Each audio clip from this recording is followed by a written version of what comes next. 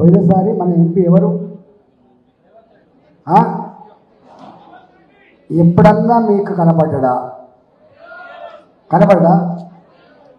ఎప్పుడన్నా పోయి మా ఎంపీ గారికి ఈయన అని చెప్పి దరఖాస్తు ఇచ్చిందా? చెప్పుకున్నారా? ఆనాడు ప్రశ్నించే గొంతుక అని చెప్పి వస్తే బతికించుకోవాలని చెప్పి మల్కాజిగిరి పార్లమెంట్ ప్రజలు ఆశీర్వదించి భిక్ష పెడితే ఎంపీ పదవి వచ్చింది. 5 ఏళ్ళు మన ముఖం చూడలే. మొన్న ఎమ్మెల్యే ఎలక్షన్స్ అయినాయి. మన ఎమ్మెల్యే ఎలక్షన్ అప్పుడు కూడా ఆయన పార్టీ ఇక్కడ ఒక్కటి కూడా గెలవలే. కాంగ్రెస్ పార్టీ ఒక్కటి కూడా అంటే ఒక్కడు గెలవలే.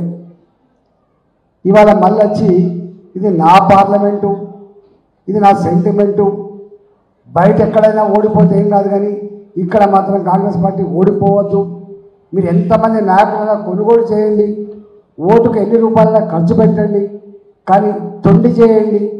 కేసీఆర్ ఆనాడు ఏం చేసిందో అవన్నీ మనం చేద్దాం, గెలుద్దామని చెప్పి ఇవాళ ఆలోచన చేస్తున్నట్టు.